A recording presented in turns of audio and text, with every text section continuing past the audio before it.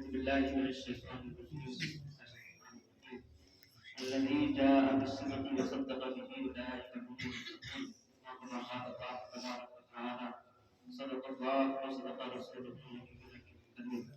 معزز السامعین، آج کی اس مقدس محفل میں شکر کی سعادت حاصل کرنے والے تمام علماء کلام روایت و احترام حاضرین مجلس، السلام علیکم ورحمۃ اللہ وبرکاتہ۔ وعلیکم السلام ورحمۃ اللہ۔ شان بابرکت اخلاق ٹھیک ٹھیک مستقل بکر میں افضل البشر فاضل الانبیاء والتحقیق حضرت سیدنا ابو بکر صدیق رضی اللہ تعالیٰ عنہ کے نام سے منعقد کی گئی ہے۔ اللہ تعالیٰ محفل کو اپنی بارگاہ میں قبول فرمائے، آمین۔ یقیناً اس محفل کی برکتیں ہمارے نصیب سے اللہ تعالیٰ وابستہ فرمائے گا، اور سیدنا حضرت ابو بکر صدیق رضی اللہ تعالیٰ عنہ کے نام سے ان کے وسیلے سے آج ہم سب اللہ کی بارگاہ میں پیش کریں گے۔ آپ دیکھ رہے ہیں حضرت علامہ مولانا مفتی عرفان صاحب امجدی کی آمد ہے، جلوہ گری ہے۔ حضرت علامہ مولانا عرفان مصطفی صاحب بھی تشریف رکھتے ہیں۔ جن محفلوں میں عرفان کی دو تنزیلیں ہوں وہاں علوم عقلیہ اور نقلیہ کی روشنی سے بڑا فائدہ اٹھایا جا سکتا ہے۔ ساتھ ہی ساتھ سید عامر صاحب بھی مسلط ہیں، محمد صاحب تشریف رکھتے ہیں۔ یوسف اللہ صاحب کی آپ نے بہترین انداز میں جو ان کا انداز رہا ہے شاہد اسمان کی۔ آصف اقبال صاحب جانشین اردو ریاض ملت حضرت علامہ مولانا تنویر بلال صاحب کے نام ایک اچھے خطیب، اور مستقبل ان کا بڑا تابناک اور روشن رہے۔ اللہ کرے ہم سب کی دعائیں ان کے حق میں اللہ قبول کرے۔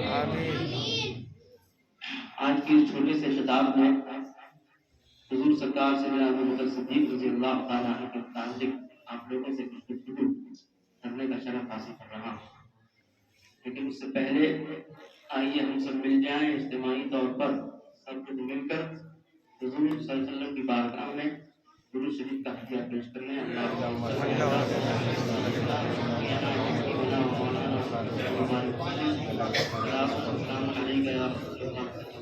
صلی اللہ تعالیٰ علیہ وسلم۔ ایمان کے متعلق امام شافعی رحمۃ اللہ علیہ کا اپنا قول ہے۔ آپ ایمان کی زیادتی اور ایمان کی کمی کے قائل ہیں، اور اسی ضمن میں امام شافعی رحمۃ اللہ علیہ نے ایمان کے متعلق کی زیادتی اور کمی کے متعلق جو گفتگو فرمائی ہے اس میں بخاری شریف کی حدیث کی ایک دلیل پیش کی ہے۔ اس دلیل میں میں الفاظ کا سہارا نہ لے کر مفہوم آپ تک پہنچانے کی کوشش کر رہا ہوں۔ لفظ اماطۃ الاذی کو انہوں نے کہا ہے کہ ایمان کا سب سے ادنا درجہ ہے، راستے سے کسی پتھر کو ہٹا دینا ایمان کا سب سے ادنا درجہ ہے، سب سے چھوٹا درجہ ہے۔ سیدنا ابو بکر صدیق رضی اللہ تعالیٰ عنہ ایمان کے اس اعلیٰ درجے پر فائز کیے گئے جس کی گواہی بہت سارے صحابہ کی صحابیت کے متعلق آپ کو گواہی اگر ملے گی تو احادیث کریمہ سے ملے گی۔ فقط افضل البشر بعد الانبیاء بالتحقیق حضرت ابو بکر رضی اللہ تعالیٰ عنہ کی ذات واحد ایسی ہے جن کی صحابیت کی گواہی حدیثوں سے نہیں قرآن سے ملتی ہے۔ اللہ تبارک و تعالیٰ نے انہیں صحابہ کہا، جسے اللہ صحابی کہہ دے اس کے بارے میں شک گنجائش رہی نہیں جاتی۔ سرکار اعلیٰ حضرت نے سیدنا ابو بکر صدیق رضی اللہ تعالیٰ کے متعلق 3 رسائل رکھے ہیں، خاص طور پر اس دور میں جب امامت کے متعلق لوگ گفتگو کر رہے تھے اور مولا علی رضی اللہ تعالیٰ عنہ حضرت ابو بکر صدیق رضی اللہ تعالیٰ عنہ کے درمیان ایک متنازع بات کرنے میں مصروف تھے۔ پہلی کتاب آپ نے لکھی تنظیم المکانۃ الحیدریہ فی وسمۃ اہل الجاہلیہ، دوسری کتاب آپ نے لکھی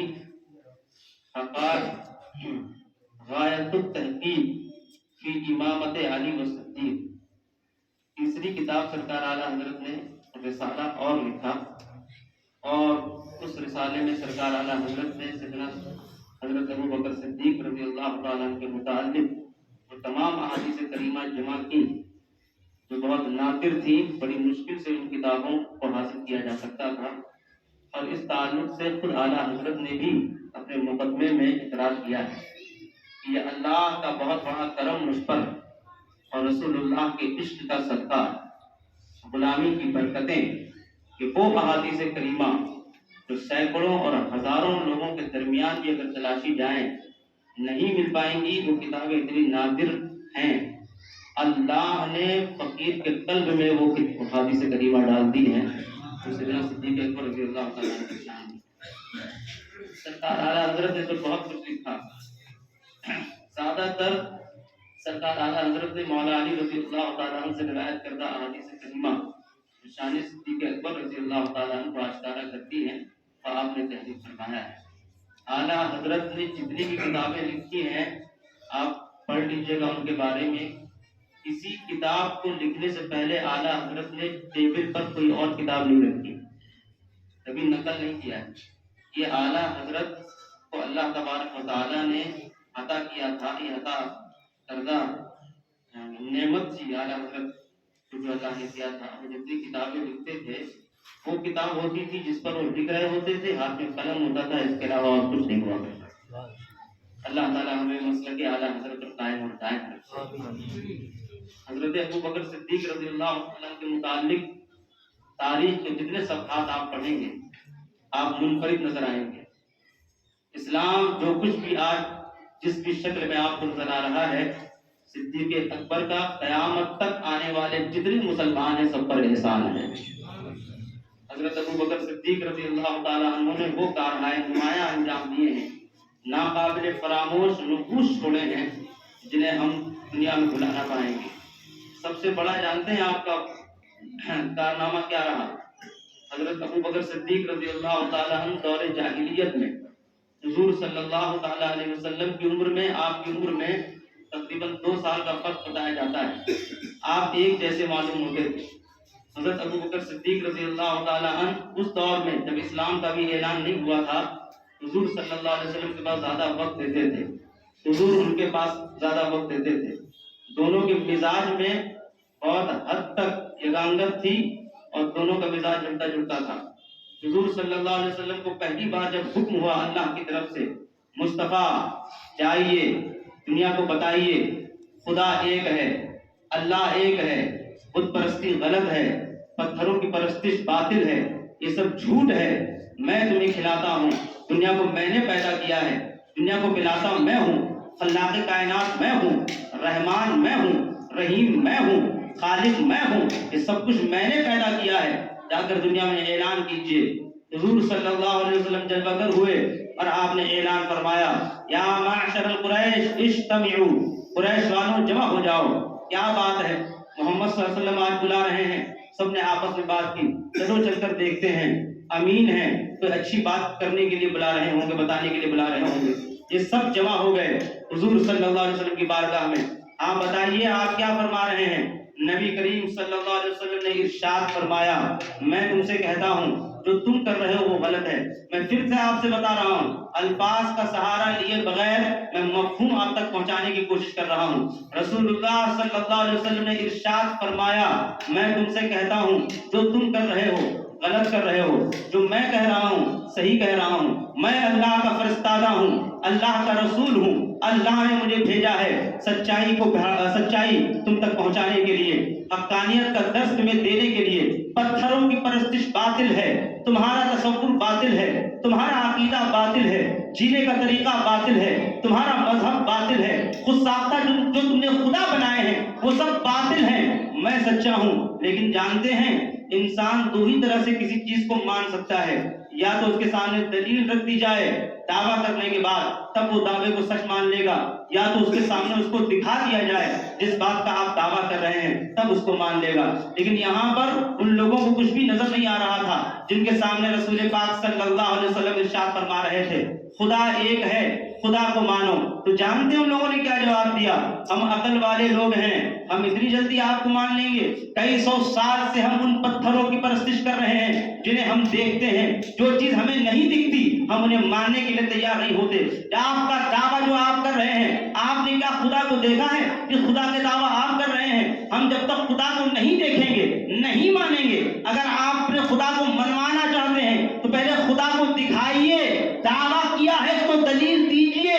بغیر دلیل کے ہم ماننے والے لوگ نہیں ہیں. یہ ابو جہل کہہ رہا تھا، ابو لہب کہہ رہا تھا، عتبہ کہہ رہا تھا، شیبہ کہہ رہا تھا، عقلوں کے گھوڑے دوڑا کر کسی چیز کو ماننے والے کہہ رہے تھے. یہ سب یہ کہہ کر چلے گئے. مصطفیٰ ہم آپ کی بات ماننے کے لیے تیار نہیں ہیں کیونکہ آپ کا خدا ہمیں دکھتا نہیں ہے. ہم بغیر کسی دلیل کے کسی چیز کو ماننے کے لیے تیار نہیں ہیں. یہ سب کہہ کر چلے گئے. رسول پاک صلی اللہ علیہ وسلم کے پاس ایک شخصیت اور تھی. نبی نے ان سے کہا ابو بکر تمہارا کیا خیال ہے؟ ابو جہل کہتا ہے پہلے خدا دیکھے گا تب مانے گا، تم کیسے مانو گے؟ تو صدیق اکبر کے ایمان نے کہا تھا مصطفیٰ ابو جہل دل کا اندھا ہے، اسے کچھ نظر نہیں آتا. آپ کے ابو بکر کو تو آپ ہی کے چہرے میں خدا کا جلوہ نظر آتا. میں کہتا ہوں آپ سچے ہیں، آپ کا خدا سچا ہے. میں کہتا ہوں آپ سچے ہیں، آپ کا خدا سچا ہے. سیدنا صدیق اکبر رضی اللہ تعالیٰ عنہ کی اسی ایمان کے متعلق کہا گیا آپ کا ایمان سب سے بلند مقام پر ہے. آپ جیسا ایمان والا دنیا میں اور کوئی پیدا نہیں ہوا ہے. حضرت سیدنا صدیق اکبر رضی اللہ تعالیٰ عنہ مسلسل نبی اکرم صلی اللہ تعالیٰ علیہ وسلم کا ساتھ اس دور میں دیتے رہے جب آدمی جب آپ کا سایہ بھی آپ کی پریشانیاں دیکھ کر آپ کو چھوڑ دیا کرتا ہے، جیسا کہ مقولہ مشہور ہے. ایسے دور میں حضرت ابو بکر صدیق رضی اللہ تعالیٰ عنہ کا نبی اکرم صلی اللہ علیہ وسلم کا ساتھ دینا، آپ کے ساتھ رہنا، یقین جانیے موت سے لڑنے کے برابر ہے، موت سے لڑنے کے مترادف ہے. لیکن حضرت ابو بکر صدیق رضی اللہ تعالیٰ عنہ نے کبھی کسی کی فکر نہیں کی. جانتے ہیں مولا علی رضی اللہ تعالیٰ عنہ کی کیا روایت ہے؟ اعلیٰ حضرت نے تحریر فرمایا. مولا علی خود روایت کرتے ہیں نبی کریم صلی اللہ علیہ وسلم نے ارشاد فرمایا جس نے مجھ پر احسان کیا ہر ایک کا بدلہ میں نے چکا دیا سوائے ابو بکر کے کہ ان کا بدلہ خدا قیامت کے دن چکائے گا.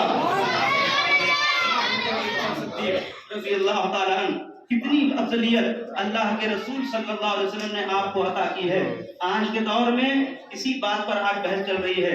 تفضیلیت پہلا قدم ہے رافضیت کی طرف، یہ ہمیشہ یاد رکھیے گا. اور آج اسی پر بحثیں جاری ہیں، مباحثہ ہو رہا ہے. اور آج ہی سے نہیں ہو رہا ہے، ایک زمانہ گزرا تب سے ہو رہا ہے. لیکن میں آپ لوگوں سے گزارش کرنا چاہوں گا عقیدے کی فکر کیجئے. عقیدہ نہیں ہوگا اعمال منہ پر مار دیے جائیں گے. وچار دھارا ہی کسی قوم کو جوڑ سکتی ہے، وچار دھارا ہی کا دوسرا نام عقیدہ ہے. اور عقیدہ اگر نہیں ہے تو آپ لاکھ ایک جیسے کپڑے پہن لیجئے، آپ کے کپڑوں کا رنگ تو ایک ہو سکتا ہے، آپ کے دل کے جذبات ایک نہیں ہو سکتے ہیں.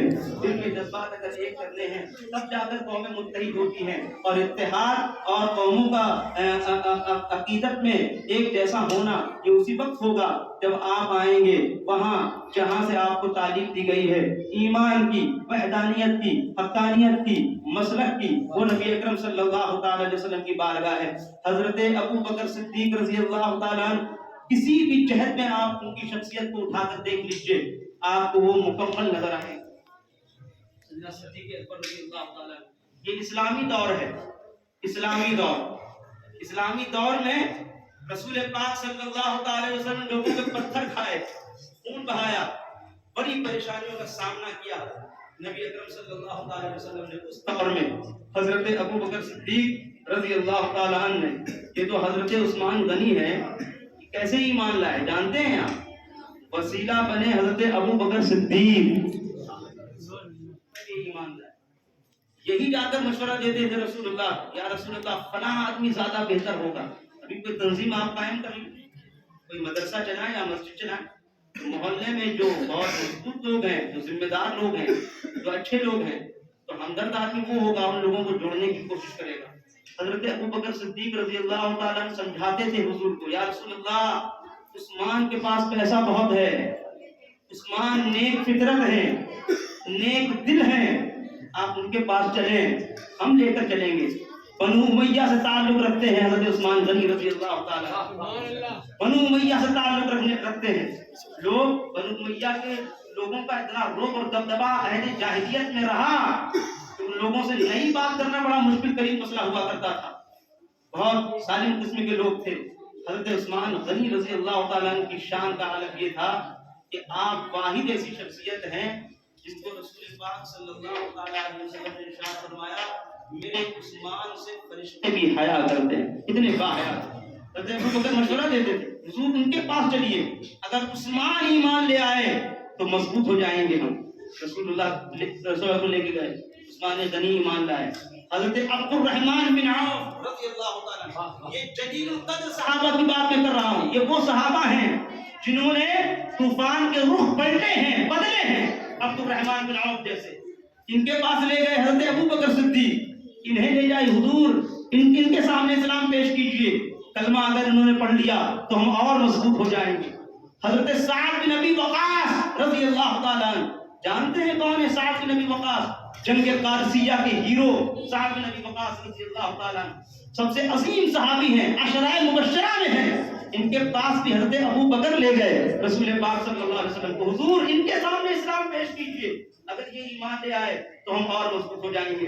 اس طرح ایک نہیں تقریباً 10 صحابہ اکرام ہیں، جلیل القدر صحابہ اکرام، کئی اس میں عشرۂ مبشرہ میں ہیں، اور وہ صحابہ اکرام جنہوں نے اس وقت اسلام کی شمع کو روشن کیا جب وہ بجھنے والا تھا، وہاں پر لے جا کر انہیں رسول پاک صلی اللہ علیہ وسلم کا عرفان حاصل کروانے والے حضرت ابوبکر صدیق رضی اللہ عنہ. ہم نے وہ بھی دور دیکھا سیدنا صدیق اکبر کا. حضور نے روم کے لشکر کا مقابلہ کرنے کے لیے زید بن حارثہ کو بھیج دیا، جائے یہ لشکر جا کر مقابلہ کرے، لڑائی کرے. تاریخ کا اہم پہلو آپ کے سامنے پیش کر رہا ہوں. لشکر ابھی راستے میں تھا، خبر آئی نبی اکرم صلی اللہ علیہ وسلم کا وصال ہو گیا، لشکر گھبرا گیا، واپس آنے والا تھا. صحابہ نے آ کر کہا حضرت ابوبکر صدیق سے حضور بلا لیجیے واپس، نبی کریم صلی اللہ علیہ وسلم کا وصال ہو چکا ہے، لشکر پسمردہ ہو جائے گا، روم کی بہت بڑی طاقت سے مقابلہ ہے، لڑ نہ پائیں گے یہ لوگ، واپس بلا لیجیے. تو یہ عشق صدیق اکبر تھا رضی اللہ تعالیٰ عنہ. اس ماحول میں بھی ابوبکر نے جو جواب دیا تھا وہ ناقابل فراموش ہے اور ہم سب کے ایمان کے لیے چلا کا ایک ذریعہ ہے. آپ نے فرمایا تھا سنو میری بات، اگر مدینہ کے کتے بھی کسی کے بالوں پر نوچ لیں تو بھی مجھ میں جرأت نہیں کہ جس لشکر کو رسول اللہ نے بھیجا ہو میں واپس بلا لوں اسے. یہ حضرت سیدنا صدیق اکبر رضی اللہ تعالیٰ عنہ کی بولی ہے. ایمان کا وہ اعلیٰ معیار حضرت ابوبکر صدیق کا. جنگ یمامہ ہوئی، ایک آدمی تھا مسلمہ کذاب، اس نے اعلان کر دیا کہ میں بھی نبی ہوں. اس دور میں عوام الناس کا کوئی چہرہ نہیں ہوتا جب تک وہ مقلد نہ ہو جائے. یہ ہمیشہ یاد رکھیے، وہ شخص جو آزاد خیال ہو، جس کا کوئی امام نہ ہو، وہ شخص جو کسی کی پیروی نہ کرے، وہ شخص کبھی بھی کسی کے بھی دامن میں جا کر الجھ سکتا ہے اور گمراہ ہو سکتا ہے. یہ میں تاریخ سے ثابت کر سکتا ہوں. نیا زمانہ ہے، حضور صلی اللہ علیہ وسلم کا وصال ہوا، ایک شخص کھڑا ہو گیا مسلمہ کذاب، میں نبی ہوں. جانتے ہیں کتنے لوگوں نے اس کو نبی مان لیا؟ 40,000 لوگ اس کے ساتھ، 40,000 لوگ اس کے ساتھ تھے. یہ عوام ہے، اس کا کوئی لگام نہیں ہوتی جب تک کہ اس میں لگام نہ ڈالا جائے. عوام کچھ بھی سوچا کرتی ہے. آج بھی ہمارے یہاں اور آپ کے یہاں، آپ کے محلوں میں، ہمارے محلوں میں نئے نئے نظریات کو لے کر نئے نئے فتنے آئے دن ہوا کرتے ہیں. آپ دیکھ سکتے ہیں کوئی علماء کے متعلق، کوئی مولویوں کے متعلق، کوئی تقلید کے متعلق، کوئی امامت کے متعلق اور اماموں کے متعلق نئی نئی فتنے والی باتیں اور نئی نئی باتیں کرتے ہوئے مل جائیں گے، کیونکہ وہ کسی کا مقلد نہیں بننا چاہتا ہے. میں وہی بتانا چاہ رہا ہوں، مسلمہ کذاب کے ساتھ 40,000 لوگ تھے. حضرت خالد بن ولید رضی اللہ تعالیٰ عنہ کو حکم ہوا جائیے مقابلہ کیجیے، اس کی سرکوبی کیجیے. خالد بن ولید رضی اللہ تعالیٰ عنہ وہاں گئے تو دیکھا کہ وہاں کا ماجرا ہی الگ ہے. اور اسی دور میں ایک عورت نے بھی نبوت کا دعویٰ کیا. یہ بھی بتا دوں تاریخی بات، سجاع اس کا نام تھا. عورت نے، اور ان دونوں نے مل کر شادی کی، دونوں نبی ہوئے. جانتے دونوں نے اعلان کیا معاذ اللہ، جھوٹے نبوت کا دعویٰ کرنے کے بعد ان لوگوں نے اپنی شادی کے موقع پر لوگوں سے کہا میں تمہیں، چونکہ ہماری شادیاں ہوئی ہیں، تاریخ کا ایک اہم واقعہ آپ کو بتا رہا ہوں، کیسے کیسے گل کھلانے کی لوگوں نے کوشش کی ہے اسلام میں گھسنے کے بعد. اسلامی لبادہ اوڑھنے کے بعد یہ نہ سمجھیں کہ ہر داڑھی والا یا ہر ٹوپی والا یا ہر قرآن بغل میں دبا کر چلنے والا آپ کو ایمان دے سکتا ہے. وہ بھی اسلام کا دعویٰ لے کر آئے تھے, نبوت کا دعویٰ لے کر آئے تھے. انہوں نے شادی کے موقع پر لوگوں سے کہا کہ میں آپ لوگوں کو تحفہ دے رہا ہوں اپنی شادی کی خوشی کے موقع پر, اور تحفہ یہ ہے کہ فجر اور عشاء کی نماز ان سے ثابت کی جاتی ہے. ان دونوں نے, اور وہ نقل کرتا تھا حضور صلی اللہ علیہ وسلم کی. نقل کیا؟ اس نے سنا کہ حضور جب کسی سوکھے کنویں میں اپنا لعاب دہن ڈالتے تھے تو اللہ اس میں میٹھا پانی پیدا کر دیتا. پانی اگر نیچے ہے, ڈول نہیں پہنچ رہا ہے, لوگ آ کر شکایت کرتے تھے حضور کی بارگاہ میں. رسول پاک صلی اللہ تعالی علیہ وسلم جب مگر ہوتے اور اپنا لعاب دہن اس میں ڈالتے, پانی اپنے آپ اوپر آ جاتا. اس سے بھی کسی نے آ کر کہا کہ آپ بھی نبوت کا دعویٰ کرتے ہیں, ہمارا بھی کنویں کا پانی نیچے چلا گیا ہے, تھوڑا اوپر کر دیجیے. یہ آیا وہاں سے اوپر پڑا کے, اس نے تھوکا, پانی اور نیچے چلا گیا. اس نے سنا تھا کہ رسول اللہ صلی اللہ علیہ وسلم اگر کسی کے سر پہ بال نہیں ہے, ہاتھ رکھتے تھے تو بال اگاتے تھے. رسول اللہ کا یہ معجزہ تھا. رسول اللہ, اس نے یہ سنا, کسی نے آ کر کہا کہ میرے بھی بال اڑ رہے ہیں, سر پہ ہاتھ رکھ دیجیے, میرے بھی بال اگائیں. اس نے ہاتھ رکھا اور جو کچھ بال کٹے تھے وہ سب صاف چٹان ہو گئے. تاریخ میں مسلمہ قذاب نے, وہ جب ہوئی خالد بن ولید رضی اللہ تعالی پہنچے, دیکھا کہ ادھر بھی لا الہ الا اللہ کہا جا رہا ہے, ادھر بھی لا الہ الا اللہ کہنے والے لوگ ہیں. وہ بھی نماز کے وقت مصلی بچھا لے, ادھر بھی مصلی بچھ جائے, ادھر بھی داڑیاں, ادھر بھی داڑیاں. اب مسئلہ ہو رہا تھا کہ اپنا کون ہے, پرایا کون, تلواریں کس پر اٹھائی جائیں, جنگ کس سے کی جائے. ادھر بھی نعرے تکبیر کہہ کر اللہ اکبر کہنے والے لوگ تھے, اور ادھر بھی نعرے تکبیر کہہ کر اللہ اکبر کہنے والے لوگ تھے. حضرت خالد بن ولید رضی اللہ تعالیٰ عنہ ششتر میں پڑ گئے اور انہوں نے ایک خط لکھا سیدنا صدیق اکبر رضی اللہ تعالیٰ عنہ کو. یہ وہ عقیدہ آپ کو بتا رہا ہوں تاریخ کے حوالے سے, جس عقیدے پر نہ جانے کتنی بار حملے کیے گئے, لیکن الحمدللہ جب جب حملہ کیا گیا, اللہ تبارک و تعالیٰ نے اپنے کرم سے ہمارے درمیان کبھی اعلیٰ حضرت جیسے بزرگوں کو بھیج کر ہمارے عقیدے کو محفوظ کر دیا.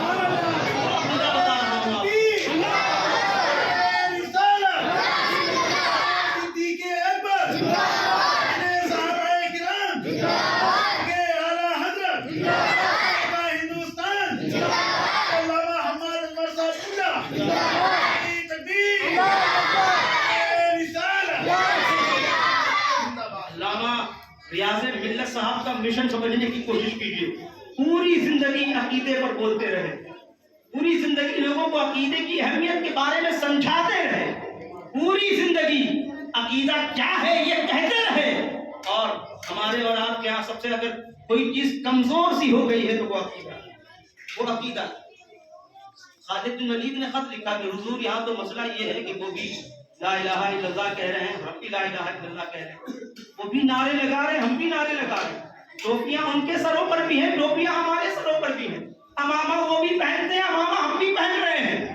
سمجھ میں نہیں آ رہا ایمان والا کون ہے, اپنا کون ہے, پرایا کون ہے, لڑائی کس سے کی جائے. تو حضرت ابو بکر صدیق رضی اللہ تعالیٰ نے جواب میں لکھا خالد بن ولید کو کہ سنو, میدان جنگ میں نعرہ لگاؤ یا محمد آؤ گا, جو بدلے میں یا محمد کہہ دے سمجھ لینا اپنا ہے, جو نہ کہہ پائے سمجھ لینا پرایا ہے, اور تلواریں اسی پر چلائی جائے.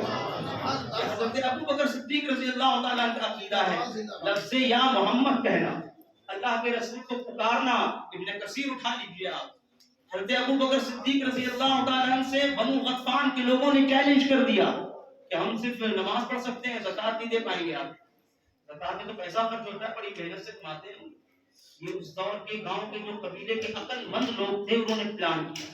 یار رسول اللہ صلی اللہ علیہ وسلم کے دور میں دیتے تھے, جتنا کماؤ اس میں سے اتنا دینا پڑتا ہے. آج بھی لوگوں کی یہی تھنکنگ ہے, یہی سوچ ہے. جمع کرتے کرتے جب بہت سارا پیسہ جمع ہوتا ہے تو ان کو دینے میں ڈر لگنے لگتا ہے, دیتے بھی نہیں. بہت بڑی آبادی کا بہت چھوٹا سا حصہ ہے جو زکات نکالتا ہو, بہت سارے لوگ نہیں نکالتے. وہی پرابلم اس دور میں ہوئی. بنو غطفان کے لوگوں نے انکار کر دیا, ہم نماز پڑھیں گے کیونکہ نماز میں خرچ نہیں ہوتا, نماز میں خرچ نہیں ہوتا, نماز پڑھ لیں گے, لیکن اگر آپ زکات کے لیے کہہ رہے ہیں تو ہم زکات نہیں دیں گے. جانتے ہیں حضرت ابو بکر نے کیا قدم اٹھایا؟ آپ نے کہا کہ اگر آپ زکات نہیں دیں گے تو ہم آپ سے جنگ کریں. سیدنا عمر فاروق رضی اللہ تعالیٰ عنہ آئے, حضرت ابو بکر سے کہا انہوں نے, حضور کیا کہہ رہے ہیں آپ جنگ کریں گے اس قوم سے؟ یہ مسلمان قوم ہے, اس سے جنگ کریں گے آپ؟ یہ نماز پڑھتے ہیں, ان سے جنگ کریں گے آپ؟ میں آپ کی رائے سے اتفاق نہیں رکھتا. سیدنا صدیق اکبر رضی اللہ تعالیٰ نے جواب جانتے ہیں کیا دیا؟ آپ نے فرمایا, حضرت عمر بن خطاب رضی اللہ تعالیٰ سے قریب بٹھا کر, عمر کیا قرآن میں جہاں جہاں نماز کا تذکرہ ہے زکات کا تذکرہ نہیں ہے؟ کیا اقیموا الصلاۃ والزکاۃ تم نے نہیں پڑھا ہے؟ کیا نماز کی جو اہمیت نص قطعی سے ہے, کیا زکات کی وہ اہمیت نص قطعی سے ثابت نہیں ہے؟ عمر اگر آج ہم نے ہلکی سی بھی نرمی دکھائی تو آج انہوں نے زکات کا انکار کیا ہے, کل یہ نماز کا انکار کریں گے. نماز کے بعد یہ خدا کا انکار کر سکتے ہیں. اس لیے سنو, میں ان سے جنگ کروں گا اور جا کر ان سے کہہ دو کہ رسول اللہ کے دور میں اگر کوئی بکری کی رسی بھی زکات میں دیتا تھا تو ابو بکر اس سے لے کر رہے گا. حضرت ابو بکر رضی اللہ تعالیٰ کا اسٹینڈ بتا رہا ہوں, ایسے ایسے موقع پر انہوں نے اسٹینڈ لیا ہے. اگر کوئی لینے والا نہیں ہوتا تو آج جو اسلامی جو تصور ہے, جو عقیدہ ہے, جو تعلیمات ہیں ہمارے درمیان کتنا ٹوٹ پھوٹ کرا. سوچنے والی بات. آپ نے اعلان کیا تو جانتے ہو حضرت عمر فاروق رضی اللہ تعالیٰ نے کیا کہا؟ اپنے دل پر ہاتھ رکھا اور کہا, ابو بکر میرا دل بہت میرا سینہ اب تک کشادہ نہیں تھا, آج آپ کی رائے نے میرے سینے کو کشادہ کر دیا ہے. آپ کی رائے کا نور ہے. یہ حضرت ابو بکر صدیق رضی اللہ تعالیٰ عنہ کی ذات ہے.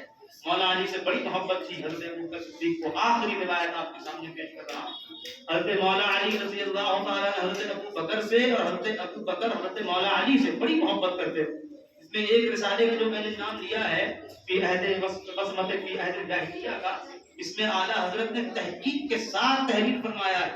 یہ دو شخصیات ایسی ہیں, حضرت علی اور حضرت ابو بکر, زمانہ جاہلیت میں اس دور میں جو رسوم تھے, رواج تھے, انصاب تھا, ازلام تھا, میسرہ تھا, یہ سارے رسوم و رواج دور جاہلیت کے تھے. بہت سارے لوگ اس میں ملوث ہوئے, لیکن یہ دو شخصیات حضرت ابو بکر کی اور حضرت علی کی ایسی ہے, دور جاہلیت میں بھی اللہ نے دونوں کو پاک رکھا. صاحب رسوم میں آپ شامل نہیں ہوئے تو حضرت علی اور حضرت ابو بکر سے بڑی محبت تھی. ایک روایت ہے کنز المال کی کہ حضرت عائشہ ام المؤمنین رضی اللہ تعالی عنہا روایت کرتی ہے کہ ایک بار حضرت علی رضی اللہ تعالیٰ عنہ کو دعوت دی حضرت ابو بکر صدیق رضی اللہ تعالیٰ عنہ نے کہ شام کا کھانا آپ کو میرے گھر پہ کھانا ہے ہمارے ساتھ. تو حضرت مولا علی نے قبول کیا. پہنچے تو حضرت ابو بکر صدیق رضی اللہ تعالیٰ عنہ کھانا تناول فرماتے اور مولا علی کو غور سے دیکھتے, خوب غور سے دیکھتے. کھانا جب ہو چکا تو حضرت ام المؤمنین عائشہ صدیقہ نے پوچھا اپنے والد صاحب سے, حضرت ابو بکر سے, کہ ابا جان میں نے ایسا معاملہ کبھی نہیں دیکھا جیسا آج میں دیکھ رہی. آپ تو علی کئی بار دیکھ چکے ہیں, سینکڑوں بار دیکھتے ہیں, بغل ہی میں رہتے ہیں, گزرتے ہیں, اٹھنا بیٹھنا ہے, چلنا پھرنا ہے, لیکن اتنی غور سے آج آپ کو میں نے کھانے کا وقت دیکھا ہے. شاید میں نے پہلی بار غور کیا ہو کہ آپ غور سے دیکھتے ہیں. کیوں دیکھتے ہیں اتنی غور سے؟ جبکہ فضیلت میں تو آپ بلند ہیں, اللہ کے رسول نے آپ کو امام بنایا, اپنی موجودگی ہے. حضرت ابو بکر صدیق رضی اللہ تعالیٰ جواب دیتے ہیں, میری بیٹی تمہیں نہیں معلوم, ایک بار ہم تھے, رسول اللہ تھے, رسول اللہ نے مجھ سے ارشاد فرمایا. حضرت علی کا ادھر سے گزر ہوا تو مجھ سے انہوں نے کہا, ارشاد فرمایا, ابو بکر یہ جو میرا داماد علی ہے اس کا چہرہ دیکھنا بھی عبادت ہے. حضور صلی اللہ علیہ وسلم کے قول جو آپ کا حکم ہے اس کی تعمیر کر رہا تھا. یہ حضرت صدیق اکبر ہے. اور امامت کی سب سے بڑی دلیل آپ رضی اللہ تعالیٰ عنہ حضرت دی ہے. فرمایا کہ آپ کی موجودگی میں ظاہری حیات میں آپ صلی اللہ تعالیٰ علیہ وسلم نے حضرت ابو بکر صدیق کو حکم دیا تھا نماز پڑھانے کے لیے.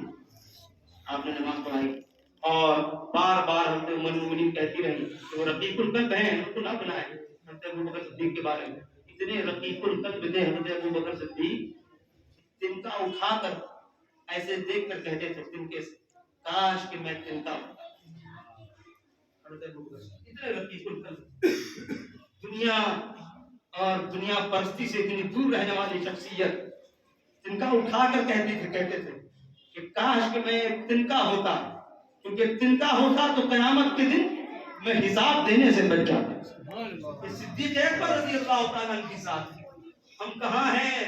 لاکھوں گناہ کرنے کے بعد، سینکڑوں کا حق مارنے کے بعد سینہ تان کر چل رہے ہیں، نہ احساس سیاہ رہا نہ احساس بندگی رہی۔ ہم ایسی زندگی اپنی گزار رہے ہیں۔ سیدنا صدیق اکبر رضی اللہ تعالیٰ اس شان پر پہنچائے گئے کہ زندگی ہی میں جنہیں مزدہ مل گیا ہو، ابو بکر اللہ نے تمہیں جنت دے دی ہے، تم جنتی ہو۔ عشرہ مبشرہ میں ہے حضرت ابو بکر صدیق، اور شان بندگی کا عالم یہ ہے، تنکا ہوتا کاش کہ میں تنکا ہوتا۔ اور جب جانے لگے تو گھر میں کچھ بھی نہیں تھا۔ آپ کی ایک بیٹی اور ہے حضرت اسما رضی اللہ تعالی عنہا، بہت پائے کی بزرگ ہیں، بہت بڑی صحابیہ ہیں۔ بہرحال اتنا وقت نہیں ہے کہ میں بہت تفصیل میں جاؤں، لیکن میں آپ سے آخر میں جاتے جاتے یہی کہنا چاہوں گا، مسلک اعلیٰ حضرت پر قائم رہیے، جلسے کیجئے، محفلیں کیجئے، دینی کام کیجئے، خدمات دین کیجئے، علماء کا ادب کیجئے۔ مفتی عرفان مصباحی صاحب قبلہ ایک شریف النفس اور بہترین مفتیان میں آپ کا نام آتا ہے۔ کانپور میں بڑی عزت کی نگاہ سے آپ کو دیکھا جاتا ہے۔ اللہ تعالیٰ ان کے اقبال میں بلندی فرمائے۔ مولانا تنویر بلال صاحب، مفتی عرفان نجدی صاحب، صوفی لال محمد صاحب، مولانا آصف اقبال صاحب، اللہ تعالیٰ ان تمام لوگوں کی زندگیوں میں خوب خوشحالی عطا فرمائے، اور ہم سب کی دعائیں فلسطین کے مظلوم مسلمانوں کے حق میں اللہ قبول و مقبول فرمائے۔